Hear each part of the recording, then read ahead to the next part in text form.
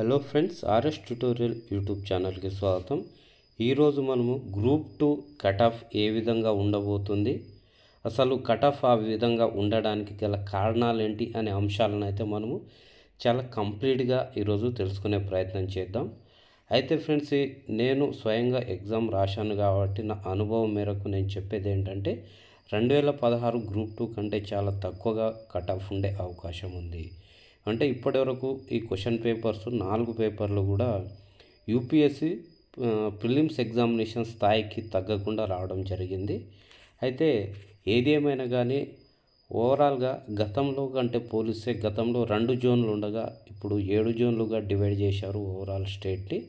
అదేవిధంగా 783 పోస్టులు ఉండగా చార్మినార్ జోన్లోనే 200 పోస్టులు ఉన్నాయి.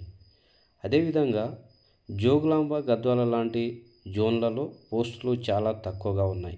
కాబట్టి జోన్లను బట్టి కూడా ఉమెన్ కేటగిరీ వాళ్ళకు, వివిధ కేటగిరీ వాళ్ళకు కట్ ఆఫ్ అనేది చాలా వేరియేషన్ ఉంటుంది. సో ఈ పేపర్ ఎంత టఫ్నెస్ అనేది మనం అందరం విట్నెస్ చేశాం కాబట్టి ఇక్కడ ఇచ్చిన ఈ అంశాలను ఆధారంగా మనము కట్ ఆఫ్ని డిసైడ్ చేస్తున్నాం. సో హాజరు శాతం 45% మాత్రమే ఉంది. అయితే ఫ్రెండ్స్, అందరు ఏమనుకుంటారంటే హాజరు శాతం తగ్గింది కాబట్టి కట్ ఆఫ్ కూడా తగ్గుతుందని అందరూ భావిస్తారు. బట్ హాజరు శాతం అనేది కట్ ఆఫ్ మీద ఎలాంటి ప్రభావం చూపించదు. ఎందుకంటే ఖచ్చితంగా సీరియస్గా ప్రిపేర్ అయిన వారు, ఎంతో కొంత 50-60% సిలబస్ అయినా చదివిన వారు ఖచ్చితంగా అటెండ్ అవుతారు. కాబట్టి ఈ అటెండెన్స్ పర్సంటేజ్ అనేది కట్ ఆఫ్ మీద నెగిటివ్ కానీ పాజిటివ్ కానీ ప్రభావం అనేది చూపించదు. అదేవిధంగా ఈ సివిల్స్ ప్రిలిమ్స్ స్థాయిలో వచ్చిన ఈ టఫ్నెస్ ఆఫ్ ద పేపర్ అనేది ఇది చాలా ప్రభావం చూపిస్తుంది. సో దీనివలన ఏంటంటే కట్ ఆఫ్ అనేది తగ్గే అవకాశం ఉంటుంది.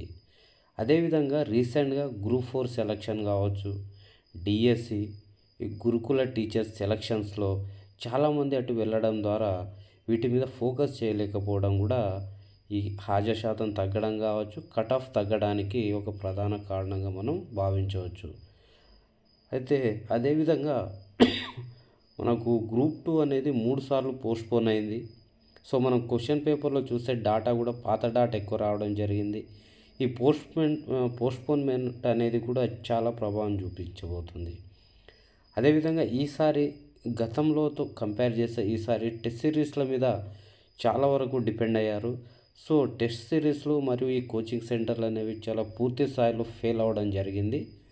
అదేవిధంగా ఈ జోన్ల వారీగా పోస్టులు ఎంత ఉన్నాయి, ఎక్కువ తక్కువ ఉన్నాయా, సో దాన్ని బట్టి పోస్టులు ఎక్కువ తక్కువ ఉన్న దాన్ని బట్టి కూడా ఆయా జోన్లలో ఆయా కేటగిరీ వాళ్ళు హాజరు అవ్వడం కాకపోవడం అనేది కూడా ఒక ప్రధాన అంశంగా మనం చెప్పవచ్చు. సో ఏది ఏమైనా కానీ మనము పేపర్ వైజ్గా ఎంత స్కోర్ వస్తే బెస్ట్ అనేది చూద్దాము. పేపర్ 1లో 80 మార్కులు వస్తే మనకు చాలా మంచి స్కోర్ అని చెప్పవచ్చు. అదేవిధంగా పేపర్ 2 కొంచెం ఈజీ అని అనిపించింది మనకు. బట్ ఆ పాలిటీలో ఈజీ ఉన్నప్పటికీ కూడా మనం మిస్టేక్ చేసే అవకాశాలు కూడా చాలా ఎక్కువ ఉన్నాయి. కాబట్టి పేపర్ 2లో 90 వస్తే ఒక బెస్ట్ స్కోర్. పేపర్ 3 యాక్చువల్గా ఈ పేపర్ 3 ఎకానమీ అనగానే మనం చాలా భయపడతాము. బట్ ఈరోజు వచ్చిన పేపర్ 3 అనేది మన భయాన్ని డబుల్ చేసింది. అంటే ఎకానమీ రోజు రోజుకి ఇంత కఠినమవుతుంది, అసలు ఎకానమీ స్కోర్ చేయడం ఇక అసాధ్యం అనే స్థాయిలో మనకు పేపర్ 3 అనేది రావడం జరిగింది. అదేవిధంగా ఫ్రెండ్స్, పేపర్ 4 కూడా చాలా కొంచెం మీడియం టు టఫ్ స్థాయిలో వచ్చింది. మనకు 100 చేయవచ్చు. ఎందుకంటే ఒక 15-20 క్వశ్చన్లకు అసలు మనం ఎక్కడ చూడని క్వశ్చన్లు, ఏ పుస్తకాల్లో కూడా దొరకని పాయింట్స్ అయితే రావడం జరిగింది. మనం తెలంగాణ జాయింట్ యాక్షన్ కమిటీ జేఏసీకి సంబంధించి మనం పెద్దగా చదవం, బట్ దాని మీద 3 క్వశ్చన్లు వచ్చాయి. ఆ క్వశ్చన్లలో ఇచ్చిన స్టేట్మెంట్లో కూడా మనకి రిఫరెన్స్గా ఎక్కడ మనకు అవైలబుల్ ఉన్న సోర్సెస్లో ఆన్సర్స్ దొరకట్లేదు. సో ఆ విధంగా చూసుకుంటా ఉంటే మొత్తం స్టేట్మెంట్ బేస్డ్ ఇచ్చారు కాబట్టి పేపర్ 4లో అత్యధిక స్కోరింగ్ 100%, అంటే 100 మార్క్స్ చేసే అవకాశం ఉంది. ఇంకా టాప్ వచ్చేవారంటే 110 వరకు కూడా చేయవచ్చు.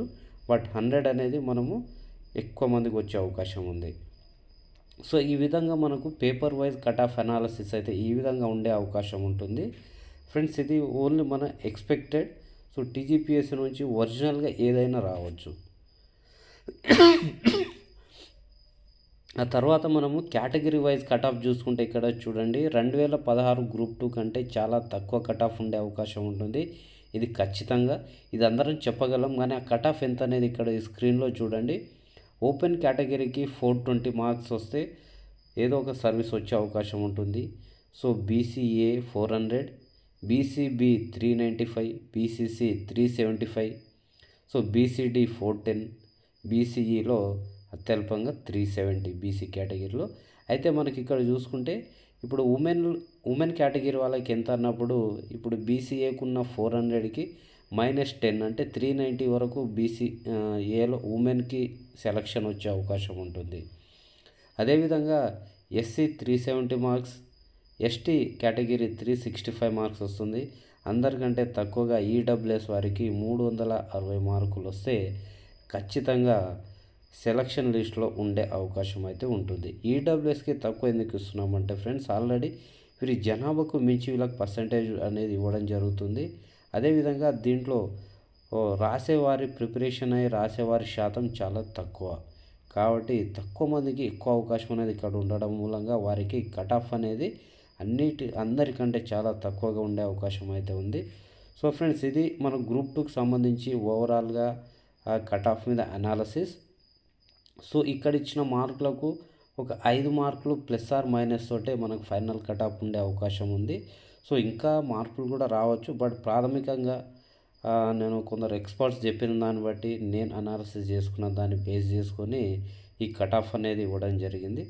సో ఫ్రెండ్స్, మనం నెక్స్ట్ రాబోయే గ్రూప్ 2, గ్రూప్ 3కి మనం ఏ విధంగా ప్రిపేర్ అవ్వాలి, సో ఈ గ్రూప్ 2, గ్రూప్ 3 అనేవి మనకు నేర్పిన గుణపాఠం ఏంటి అనే అంశాల మీద మనం వీడియో చేసుకోబోతున్నాం. ఎందుకంటే ఇప్పుడు ఏప్రిల్ మేలో గ్రూప్ 2 నోటిఫికేషన్ వస్తుంది.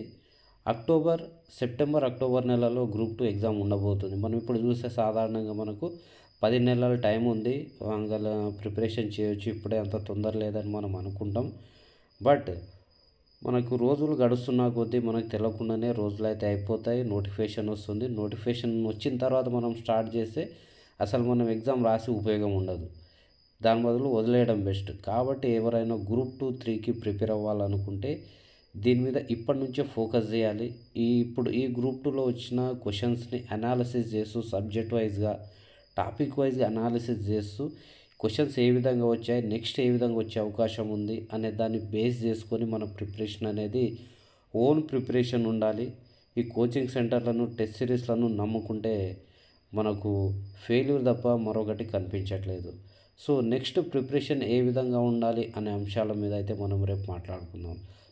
సో ఫ్రెండ్స్, మన ఈ ఆర్ఎస్ ట్యుటోరియల్ యూట్యూబ్ ఛానల్ని ఫస్ట్ టైం చూస్తున్నవారు ఖచ్చితంగా సబ్స్క్రైబ్ చేసుకోండి. అదేవిధంగా ఈ వీడియోకి నచ్చినట్లయితే లైక్ చేయండి. So thank you very much. జై హింద్.